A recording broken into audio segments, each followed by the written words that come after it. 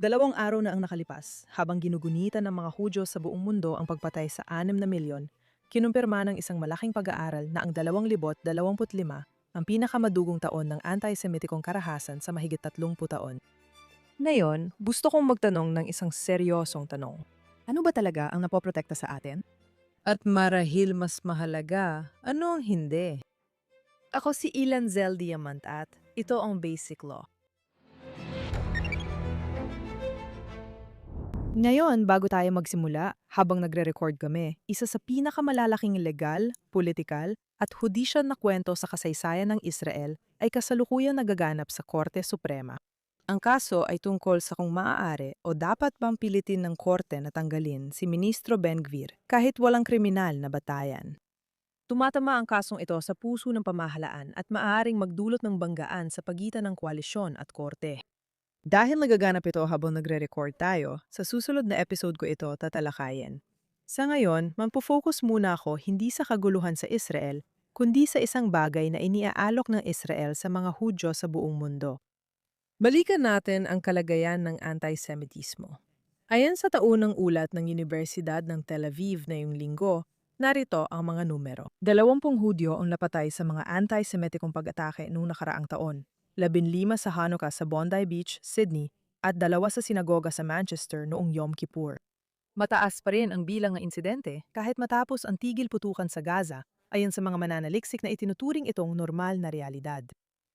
Ayon sa ulat, dumami ang pisikal na pag-atake kahit sa mga bansang bumaba ang kabuuang insidente at mas mataas pa rin ng ilang dosenang porsyentong puntos ang anti-Semitikong insidente sa buong mundo kumpara bago ang digmaan. Gaya ng madalas naming banggitin, ayon sa datos ng FBI, mayong 2,024 pinakamataas ang naitalang krimen ng put laban sa mga Hudyo sa Estados Unidos mula nang simulan ang pagsubaybay noong 1971. Hudyo ay 2% lang ng populasyon ng Amerika, pero biktima sila sa 70% ng lahat ng krimeng may kaugnayan sa relihiyon. Hindi pa katagalan, mas maraming Hudyo ang nakadama ng kaligtasan sa mas maraming lugar. Batay sa 2025 AJC survey, mahigit siyam sa 10 Amerikanong Hudyo ang mas hindi ligtas na yung maging Hudyo sa US. Tumaas mula 77% noong nakaraang taon. 55% ang nagsabing binago nila ang asal dahil sa takot sa anti-Semitismo nitong nakaraang taon. 41% ang tumigil sa hayagang pagpapakita ng kanilang pagkahudyo sa publiko. At 30% naman ang umiiwas na ngayon sa ilang lugar o mga kaganapan ng tuluyan. Nagkaroon ng matitinding pagbabago sa loob lamang ng ilang taon. At ngayon ay umabot na tayo sa hindi kapanipaniwalang punto kung saan marami sa inyo ang malamang ay nakakaalala ng kahit isang karumal-dumal na insidente ng karahasan laban sa mga Hudyo na umani ng pandaigdigang atensyon. Maaring ito ang pagpatay noong Mayo 2025 kina Yaron Lashinsky at Sarah Milgrim, 2 batang empleyado ng Embahada ng Israel na ilang araw na lang sana bago magkatipan. Halimbawa, noong nakaraang buwan, may isang pag-atake na impluwensyahan ng Hezbollah nang imaneho ng isang lalaki ang truck na may kargang gasolina at mga paputok papasok sa Temple Israel sa Michigan. Kasama sa mga kamakailang pag-atake ang 3 sinagoga sa Canada na pinaputukan, isang sinagoga sa Liege, Belgium na binomba at isang sinunog na sinagoga sa Rotterdam. Noong Enero 2026, isang sinagoga sa Jackson, Mississippi ang sinunog at nasira ang mga Torah scroll. Samantala, mabilis na lumalaganap sa social media ang pagtanggi sa Holocaust, habang ang International Court of Justice na nabuo mula sa mga guhon ng ikalawang digmaang pandigdig ay dumidinig sa kaso ng genocide laban sa Israel, may sinampa ng South Africa at suportado ng mahigit 100 bansa.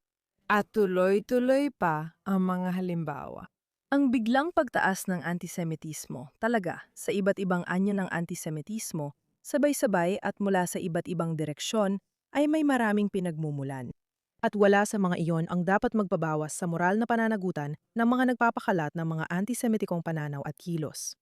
Mas interesante sa akin kung hanggang saan kayang gawin ng mga apektado ang isang bagay dito sa maikli at mahabang panahon. Sa tingin ko, dapat nating pagtuunan kung tama ba nating sinusuri ang mga banta laban sa atin at kung ang malalaking pagsisikap natin laban sa antisemitismo. Ngayon, magpupokus ako lalo na sa edukasyon tungkol sa Holocaust. Kung ito ba ay nagbibigay o maaring magbigay ng mga resulta na gusto natin. Sa kasalukuyan, 29 na estado sa Amerika ang naguutos ng edukasyon tungkol sa Holocaust sa mga paaralan. May mga bansa mula Austria hanggang Australia na may batas para sa edukasyon tungkol sa Holocaust at ilan ay nagbabawal ng pagtanggi sa Holocaust. Ang US Holocaust Memorial Museum ay may taon ng pondo na mahigit 150 milyon mula sa pampubliko at pribadong sektor. Sa kabuuan, daan-daang milyong dolyar ito at mga pambansa, estado, at lokal na pagsisikap sa mundo para itaas ang kamalayan sa isyung ito. Naniniwala silang ang edukasyong ito ay nagpapalawak ng pagpaparaya at nagbibigay ng paraan para mapigilan ang galit sa lipunan at pasismo. Pero ano nga ba ang totoong kalagayan? Taon-taon, nagsasagawa ang Claims Conference ng survey sa kaalaman at pananaw ng mga Hudyo sa iba't ibang bansa, gaya ng kaalaman sa Holocaust, pagkilala sa anti-Semitikong paniniwala at kamalayan sa mga pangyayari. Palala ang ipinapakita ng mga datos. Halos kalahati ng mga Amerikano ang hindi makapangalan ng kahit isang kampo ng Nazi o ghetto. Isa sa 10 batang Amerikano ay naniniwalang mga Hudyo ang sanhi ng Holocaust. Sa kabilang banda, nasa pinakamataas na antas sa kasaysayan ang mga krimeng dulot ng pot. Kaya tingin ko, nararapat tanungin kung tama bang natukoy ng mga tagapagtaguyod ng kasalukuyang edukasyon tungkol sa Holocaust ang banta at mga sagot dito. Ngayon, may seryosong pananaw na naglalagay ng bahagi ng sisi sa kakulangan ng ating tugon sa makabagong antisemitismo sa paraan ng pagkakatatag ng edukasyon tungkol sa Holocaust. Nakikita kong kapani-paniwala ang ilang bahagi nito at gusto ko itong ibahagi. Pero ginagawa ko yon ng may buong paghanga pa rin sa mga tao at organisasyong inialay ang kanilang sarili sa marangal na misyong ito. Ang edukasyon sa Holocaust sa kanluran ay pangunahing dinisenyo upang magturo sa lahat ng isang pangkalahatang aral tungkol sa pagpaparaya at pagkiling. Akala noon ay tapos na ang galit sa mga Hudyo. Ayon sa mga kritiko, may 3 bagay na mali sa pamamaraang yon. Ang paraang ito ay ginawa para sa mundong sariwa pa ang alaala ng ikalawang digmaang pandigdig at Holocaust.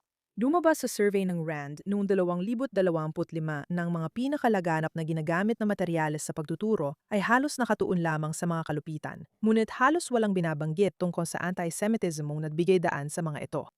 Sabi ng historiador na si Daniel Green, ang makapalagay sa likod ng ating kurikulum ay, sa totoo lang, hindi kayang tugunan ang mga kondisyon na kinakaharap natin ngayon. Pangalawa, ang pagsubok na gawing mas simple at abot kamay ang Holocaust sa pamamagitan ng paglalarawan dito bilang kwento ng diskriminasyon at kaguluhang pampolitika ay nagbubura sa natatanging katangian ng antisemitismo dahil hindi ito karaniwang galit lang. May partikular itong lohika, isang tradisyong daan-daang taon na ng paglalarawan sa mga Hudyo bilang lihim na pinagmumulan ng suliranin sa lipunan. Diretsang inilalahad ito ni Dara Horn sa kanyang aklat na People Love Dead Jews at sanaysay sa Atlantic noong 2023 na Is Holocaust Education Making Anti-Semitism Worse? Ang pangunahing paniniwala na tumagal ng halos kalahating siglo ay na ang pag-aaral tungkol sa Holocaust ay nagpoprotekta sa mga tao laban sa anti-Semitismo. Pero sabi niya, hindi ito totoo. Sa madaling sabi, ang paggamit sa mga namatay na Hudyo bilang mga simbolo ay hindi naman laging nakakatulong sa mga buhay na Hudyo. Pangatlo, dahil sa sobrang pagtutok sa lumang anyo ng pagkamuhi sa mga Hudyo, sabi ng ilan, di tayo naging handa sa mga bagong anyo nito. Ipinapakita ng iskolar na si Nia Lecht sa Scaffolding Anti-Zionism, The Hate We Missed, kung paano nagbabago-bago ang antisemitismo mula sa isang anyo patungo sa iba pa. Anti-Judaismo, rasistang antisemitismo, at ngayon ay anti-Zionismo. Ang kapansin-pansin dito, gayunpaman, ay hindi bago ang anti-Zionismo. Nakaugat na ito sa buhay ng mga Hudyo mula pa noong itinatag ang Estado.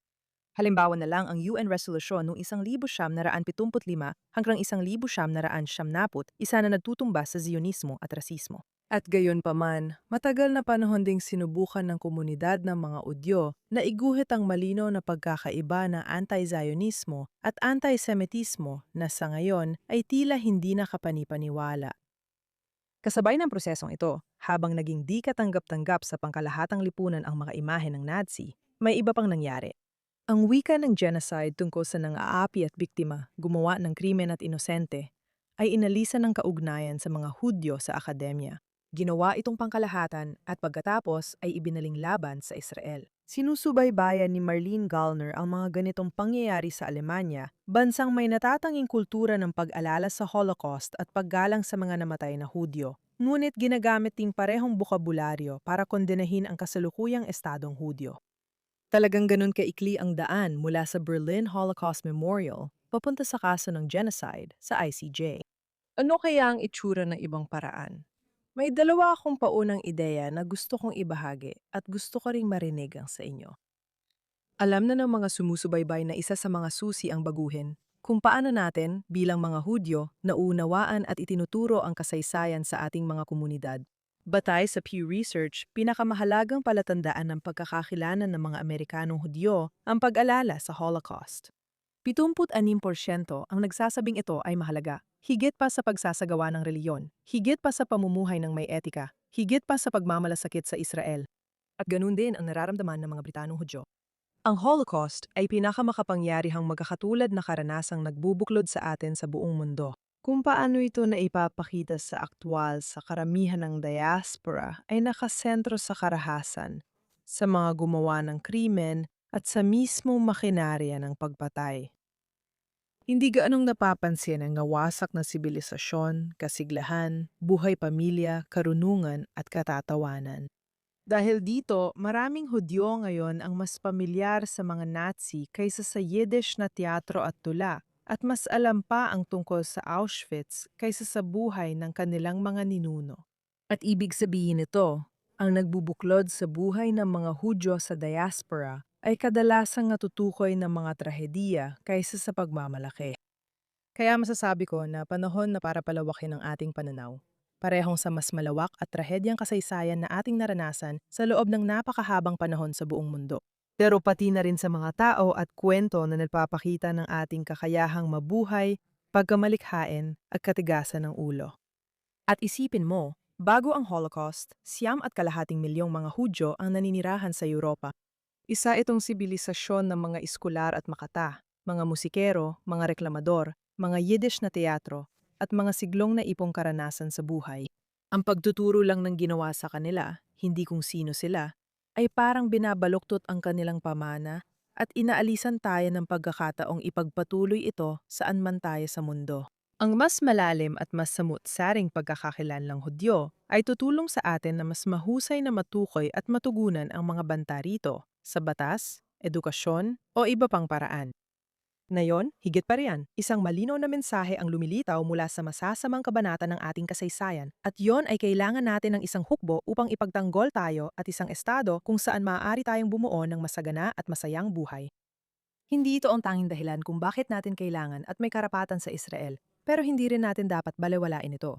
Ang paggiral ng Israel ay nakabatay sa muling pagkabuhay at pagtubos, na sa tingin ko ay wala sa mga kwento ng maraming komunidad ng Hudyo sa buong mundo. Sinasabi ko yan bilang isang proud Amerikana na lumaki sa ganitong komunidad.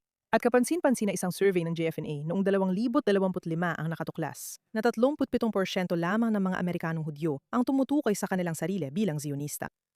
Para sa akin, ito ay nagpapakita na ang pangunahing kwento ng makabagong buhay ng mga Hudyo ay pa rin ang kalupitan, hindi ang muling pagbangon.